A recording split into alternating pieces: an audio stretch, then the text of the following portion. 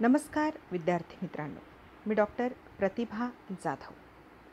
सावित्रीबाई फुले पुणे विद्यापीठ, पुणे, द्वितीय वर्ष विज्ञान, मराठी अभ्यास पुस्तक, द्वितीय सत्र 2020 पासून. मराठी कथादर्शन हे संपादित पुस्तक आपल्याला अभ्यासायला आहे. या पाठ्यपुस्तकातील 15 ऑगस्ट 1947 ही बाबा भांड यांनी लिहिलेली कथा आपणास अभ्यासायला आहे.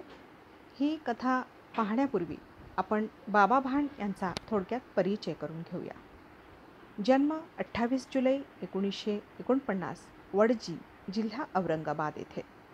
त्यांनी जरंगा, धर्मा, काजोळ, दशक्रिया, तंट्या, आनंदघन, योगी, जुगार, युगद्रष्टा, महाराजा सयाजीराव आदी 15 कादंबऱ्यांचे तसेच लागे बांधे, पांगोरे, झेलम ते बियास, कैलास मानस या प्रवास वर्णनांचे लेखन केले. याशिवाय कायापालट, आनंदाश्रम, पारंब्या या कथासंग्रहासह बालकांसाठी 18 कथासंग्रह लिहिले.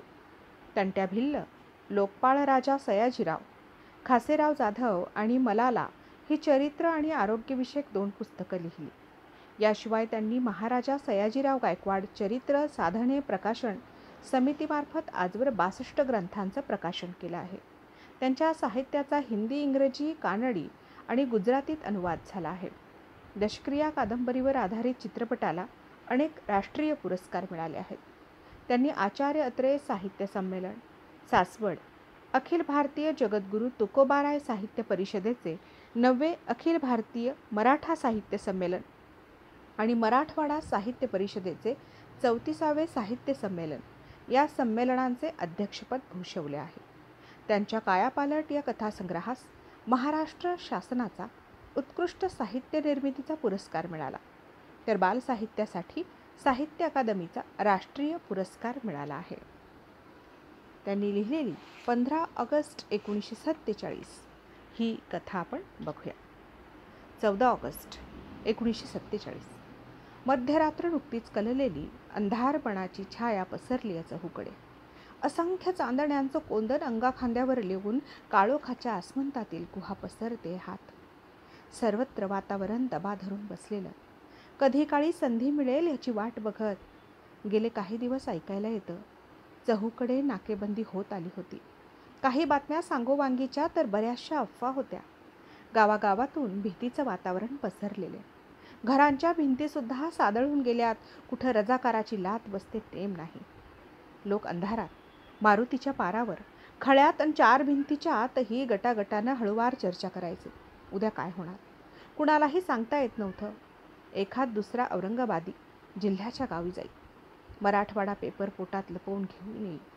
मग 8 दिवस त्याच बातम्या गावभर फिरत राहायच्या. दिल्लीला गांधीबाबांनी असं सांगितलं, पंडितजी असं म्हणाले, लवकरच इंग्रज लोक आपला देश सोडून जाणार, मग आपणच आपले राजे, लोक बोलायचे. काही बातम्या मात्र विचित्र असायच्या. हैदराबादच्या निजामानं स्वतंत्र राहायच्या हालचाली सुरू केल्या, कारण रजवीच्या रजाकारी फौजेनं जनतेची नाकेबंदी करण्याचा प्रयत्न जारी ठेवला. रजाकारांनी अवलंबलेल्या अनेक जुलमी प्रकारांना गावागावातून संघटित प्रतिकार होऊ लागला. अजिंठ्याच्या डोंगरात रांगेत कड करून वसलेलं पिशोरगाव बाहेरून शांत दिसत होतं. औरंगाबादपासून दूर, तरीही चळवळीचं केंद्र बनलं होतं. 1000-1500 वस्तीचं गाव. डोंगरांनी वेढून टाकल्यानं मोटारगाडी पोहोचण्यास सरळ असा रस्ताच नाही. डोंगरातील, दऱ्याखोऱ्यातील अनोळखी रस्त्यांवर मोर्चे बांधून अनेकदा रजाकारांना परत पळावं लागलं. रस्त्यात गारद व्हावं लागलं, पण पिशोरगावच्या वेशीपर्यंत त्यांना जाता आलं नाही. येत नव्हतं. गेल्या 15 दिवसांपूर्वी कन्नडच्या फौजदारासह रजाकारांनी प्रयत्न करून बघितला, पण त्यांची दानादान झाली. ती बातमी औरंगाबादला पोहोचण्यात उशीर लागला नाही. गावात प्रामुख्यानं घाटावर काम करणारा शेतकरी वर्ग, रामराव पाटील, पोलीस पाटील आणि त्यांचा मुलगा अनंता हा गावातील चळवळीचा प्रमुख होता. आपल्या साथीदारांच्या मदतीनं त्यानं गावाबाहेर छोटीशी छावणीच उभारली होती. गावात येण्यास 2 प्रमुख रस्ते म्हणजे त्यांचं नाक. तिसरा रस्ता नव्हता गावात यायला. सगळीकडे डोंगराच्या अभेद्य भिंती, गावातील प्रत्येक घर म्हणजे किल्ला बनला होता. नाक्यावर अनंताचं राखीव 30-35 तरुणांचं सैन्य. अनंताला निरोप्याकडून संदेश आला होता, एक आनंदाचा तर दुसरा आव्हानाचा. आनंद याच्यासाठी होता की त्यांचं फार मोठं काम झालं होतं. कालच पुण्याहून माल निघाला, प्रवरा संगमावर जावं लागणार. दुसरा संदेश मात्र वेगळाच होता. 1-2 दिवसात रजाकारांची फार मोठी धाड पिशोरवर येण्याची दाट शक्यता होती. आपल्या साथीदारांना सूचना देऊन तो निघाला. कन्नडपासून कायगावपर्यंत कन्नडची ट्रक होती. पुढची जोखीम मात्र फार मोठी होती. मध्ये वाहते गोदामाई, अलीकडे निजामाचा मुलूक, पलीकडे नगर जिल्हा, इंग्रजांचा अंमल. 8 दिवस झाले. पावसाला तोंड बागलं. गोदामाईचं पाणी कमी होत नव्हतं. पहिल्या दिवशी तर प्रवरा नदीचं पाणी गोदावरीच्या धूधावी प्रवाहात न शिरल्याने गावात एकच हाहाकार उडाला. प्रवरेचं पाणी मागं तुंबत गेलं. गावातल्यांना हे नवीन नसलं तरी म्हातारे कोतारे म्हणू लागले, आता तरी काही दिवस पाऊस उघडावा. अलीकडच्या तीरावरचं कायगाव अंधारात निपचित पडलेलं. पलीकडच्या तीरावर प्रवरा गाव, प्रवरा आणि गोदामाईच्या मिठीत वसलं होतं टोकगाव, पेशव्यांच्या सावकाराचं गाव. मध्ये वाहते गोदामाई आणि सगळीकडे साचलेले प्रवरेचं पाणीच पाणी. कायगावच्या मंदिराच्या ओट्यावर काही जण डोक्यावर कांबळी आणि हातात कंदील घेऊन उभे. पाऊस येतोच आहे. सगळ्यांच्या डोक्यात हळूहळू चढणाऱ्या पाण्याचाच विचार. ओट्यावर उभ्या असणाऱ्यांपैकी अनंताची चुळबुळ वाढत होती. पाणी असंच वाढत गेलं तर पलीकडच्या तीरावर कसं जाता येईल? पट्टीचे डोंगरवालेही अंधारात डोंग पाण्यात घालायला तयार नव्हते. प्रवरा संगमाच्या काठचं शंभूचं मंदिर काळोखात बुजून गेलं होतं. मंदिरावर नेहमी फडकणारा भगवा झेंडा आता दिसणं शक्य नव्हतं. वेळ टळत चालली होती. सकाळपर्यंत पाणी उतरलं नाही तर सगळा घोटाळा व्हायचा. म्हणून अनंता बेचैन होत होता. दूर पलीकडे तीरावर थोडा जाळ दिसला. अनंत सावरला. ब्रह्मचारी मठाच्या गच्चीवरचा तो जाळ असावा. जाळ पुन्हा थोडा मोठा झाला आणि विझला. अनंताला त्याचा काही अर्थ लागेना. भास तर नाही ना तो? पुन्हा जाळ दिसला आणि मागं पुढं फिरत राहिला. अनंत सावध झाला. खिशातून डायरी, पेन्सिल काढली. कंदिलाच्या प्रकाशात एक पान उघडलं. समोरच्या उजेडानं आणखी काही नागमोडी वळणं घेतली. त्यानं खिशातून बॅटरी काढली. उजेडाच्या दिशेनं चालू करून हात हलविला. बॅटरी ओट्याच्या काठावर समोर तोंड करून ठेवली. समोरचा उजेड आता नाचत होता, वेगवेगळ्या वर्तुळात, कधी खाली तर कधी पूर्व पश्चिम. अनंता छोट्याशा वहीवर पटापट नोंद घेत होता. त्याच्या शेजारचा म्हातारा म्हणाला, असं कधी झालं नव्हतं भाऊ. शंभूच्या देवळावर दिवट्या दिसाव्यात. आमच्या काळ्याचे पांढरे झाले. इथं एकही दिवस असं दिसलं नाही. वेताळाच्या दिवट्या शंभूच्या डोक्यावर. अनंता म्हाताऱ्या बुवाकडे वळत म्हणाला, तसंही असेल बाबा कदाचित. कंदिलाच्या धुसर उजेडात म्हातारे बुवांची मिशी थरारली, नाकपुडी फुरफुरली. अनंता मनाशीच हसला. आता समोरचा उजेड फिरणं बंद झालं होतं. डायरीतील रेषांची जुळवाजुळव करून तो उठला. काम फत्ते झाल्याचं समाधान त्याला झालं. आता पुढची तयारी पार पडली म्हणजे झालं. मग येऊ दे हजारो रजाकार, तो मनाशीच म्हणाला. गोदामाईंच्या पलीकडील काठावरचं प्रवरा संगम गाव अंधाराच्या चिरनिद्रेत पहुडलं होतं. मध्येच दूरवर भुंकणाऱ्या कुत्र्याचा आवाज काळोखी शांततेला ओरखडे ओढून जाई. गोदाकाठच्या ब्रह्मचारी आश्रमातील बहुतेक बालब्रह्मचारी आपापल्या पथारीवर अंगावरच्या लंगोटीसह पहुडले होते, अंगाची मोठ करून. आश्रमातील कोपऱ्यातील शंभूच्या मंदिरावरील गच्चीवर फक्त हालचाल होती. रात्र वाढत होती आणि कलाकलानं वाढणारं गोदामाईचं पाणी सू सू करीत उफाळत होतं. अंगणात गाय हंबरली. नुकताच पाऊस कमी झाला. अंगणात चिखल साचलेला. परसाळीतील एक उठला. तारवटलेल्या डोळ्यानं अंगणातील गायीखाली साचलेलं पाणी परातीनं उपसून काढलं. तिच्यासमोर एक कडब्याची पेंडी सोडली. पांगलेली चिपाडं सारखी केली. टपटप आवाज करीत गायीनं शेण टाकलं. अंधारात शेणाचा घमघमाट शंभूच्या मंदिरात पाझरत गेला. काहीशा गरम वाफा सर्वत्र पसरू लागल्या. गोमूत्र पाण्यात मिसळून पाणी झालं. मंदिरावरचा भगवा झेंडा डौलानं डोलत होता. हातातला कंदील सावरत बाबा मंदिराच्या मागच्या बाजूच्या शिडीवरून खाली उतरत होते. कमरेत लुंगीत विझलेला टेंबा खोचलेला. अंगावर लुंगीशिवाय कपडा नसल्यानं त्यांचा काळा रंग अंधाराशी एकजीव झाला होता. कंदिलाच्या अचूक प्रकाशात त्यांच्या छातीवरचे काळे कुळकुळीत केस तेजदार डोळे आणि मानेवर रुळणारे केस उठून दिसायचे. गळ्यातल्या रुद्राक्षाचा एकुलता एक मणी. बाबा पायऱ्यांवरून उतरताना मागं पुढं हलत होता. पायातील खडावाचा टकटक आवाज अंधारातील एकांतावर ठोके देत होता. बाबा अंगणात आले तेव्हा समोरच्या वडाच्या झाडातून काहीतरी फडफडत गेलं. मागे उरला फक्त पानांचा आवाज. बाबांनी तिरक्या नजरेनं वर बघण्याचा प्रयत्न केला. काळोखातील विशाल पोकळीशिवाय डोळ्यात काही मावत नव्हतं. बाबांनी कंदील पायरीवर ठेवला. समोर प्रवरा नदी तुंबलेली, उजव्या बाजूला गोदामाईचा प्रचंड जलाशय. समोरच टोकगाव पाण्यानं वेढलेलं आणि अंधारानं गिळलेलं. डाव्या बाजूला उतारावरून पाण्याचा खळखळाट ऐकू येतोय. प्रवरेचं पाणी उतार मिळेल तिकडे वाट शोधताय. ब्रह्मचारी आश्रम चोहो बाजूंनी पाण्यानं वेढून टाकलाय.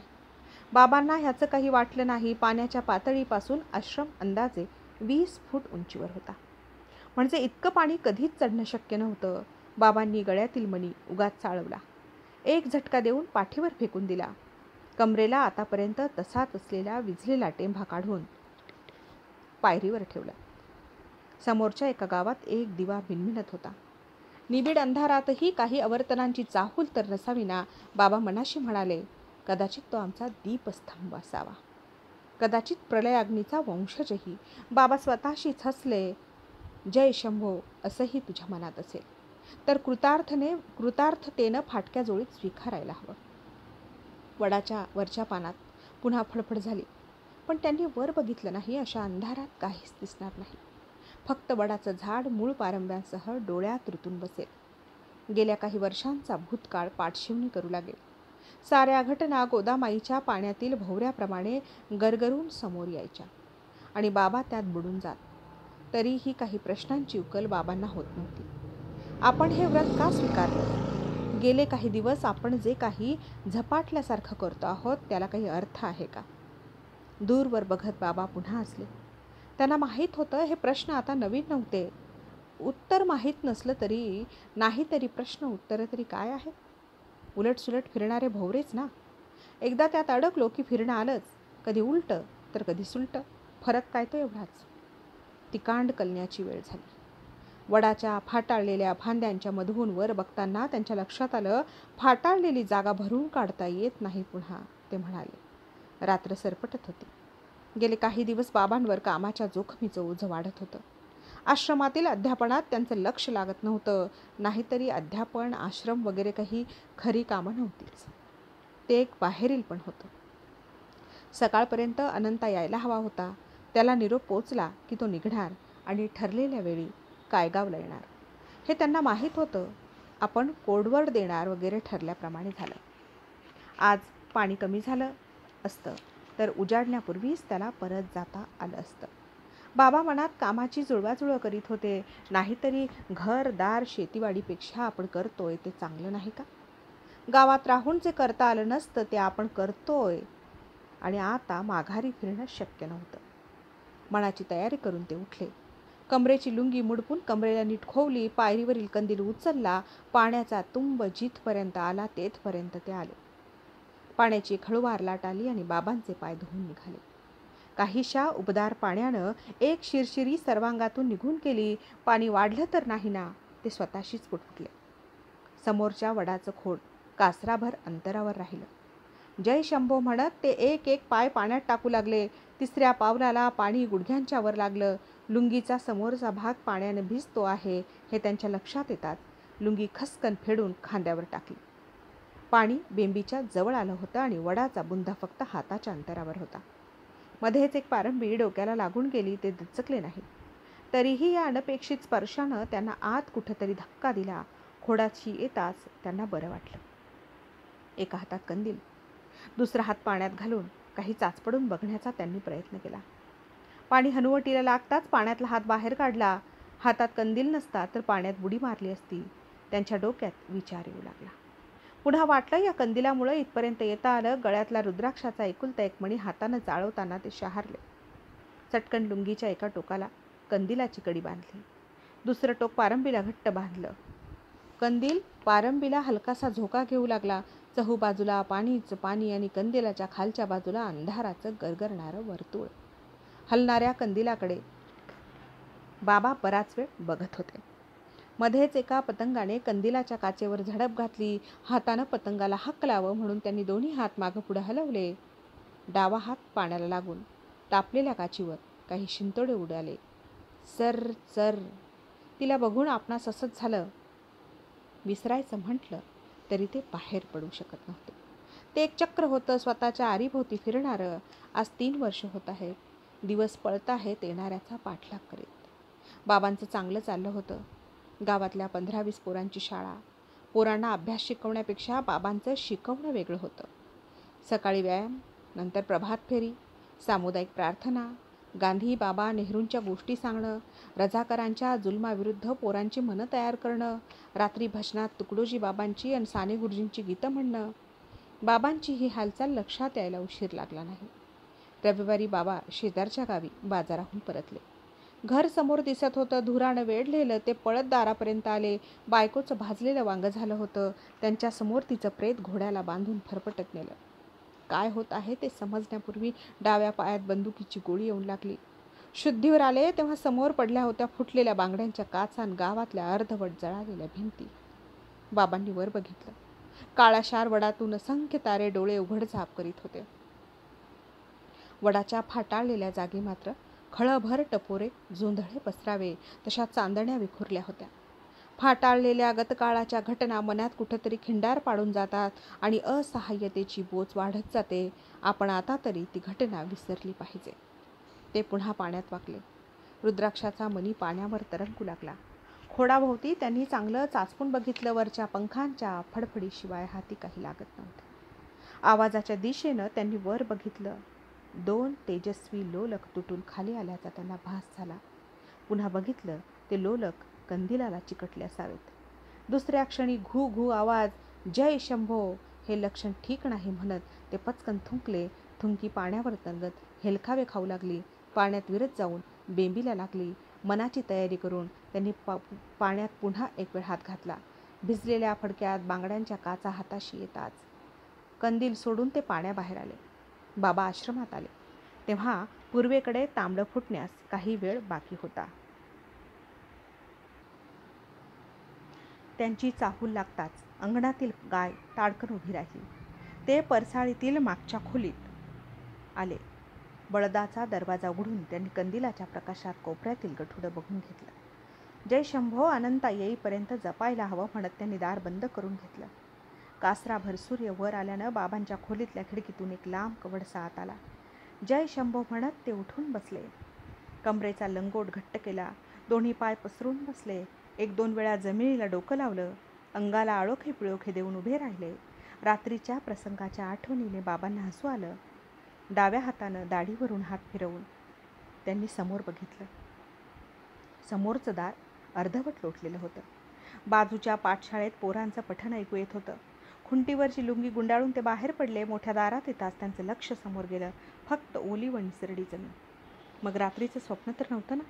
ते अथांग पाणी, आपलं भारावल्यासारखं वडापर्यंत जाणं, फटाळलेल्या फांद्यातून निबिड अंधारात खिळे मारलेल्या चांदण्या बघणं. आता त्यापैकी काही शिल्लक नव्हतं. होती फक्त ओली जमीन. गावात बघितलेल्या एका अंघोळ करणाऱ्या कोण्या बाईच्या ओल्या पाठीसारखी.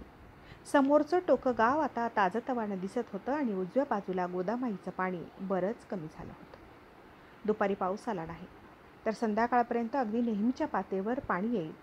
एक एक पाय सांभाळीत ते चालू लागले. आश्रमाचा भाग सोडतात खडावांना चिखल लागून त्या जड झाल्या. आपल्या आठवणीसुद्धा अशाच असतात, अवेळी व नकळत चिकटून जाणाऱ्या. चालणं अशक्य झालं तेव्हा खडावा तिथंच सोडून ते चालू लागले. आणखी पुढं गेल्यावर पक्क्या पायऱ्या लागल्या. यांचं बरं आहे, कितीही पाणी वाहून केलं तरी पायऱ्यांना त्याचं काही नाही. नाहीतर ह्या दरडीचं कसं, कधी ढासळतील यांचा नेम नाही. माझ्यासारखे. बाबांनी लुंगी सोडली, हात जोडले आणि पाण्यात सूर मारला. पाण्याबाहेर आले. पूर्वेकडे तोंड करून हात जोडले. समोरून अनंता येत होता. अंगावर फक्त कमरेला चड्डी. तळपत्या उन्हात त्याचा गोरा रंग टकाकत होता. अंग सुकलं तरी चड्डी ओलीच होती. जवळ येताच त्यानं बाबांच्या पायाला स्पर्श केला. असलं धाडस कशाला केलं देवा, बाबा म्हणाले. काही न बोलता अनंता फक्त हसला. नुकताच स्नान केलेल्या बाबांचा भरदार बांधा, त्याचं लक्ष खिळवून टाकीत होता. बाबांना तो काही आजच प्रथम भेटत नव्हता.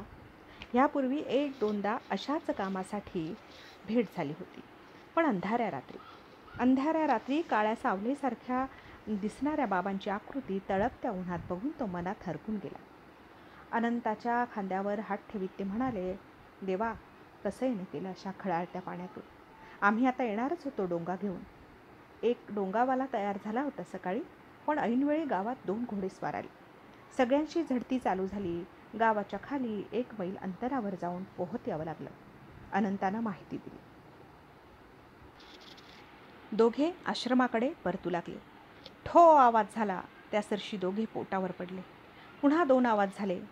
थोड्या वेळानं बाबांनी मान वर करून चाहूल घेतली. पलीकडच्या तीरावर दूर जाणाऱ्या घोडेस्वाराकडे बघत ते म्हणाले, देवा, वेळीच नाल ठोकले पाहिजे यांच्या पायांना. घोडे दूर गेल्यानंतर ते उठले.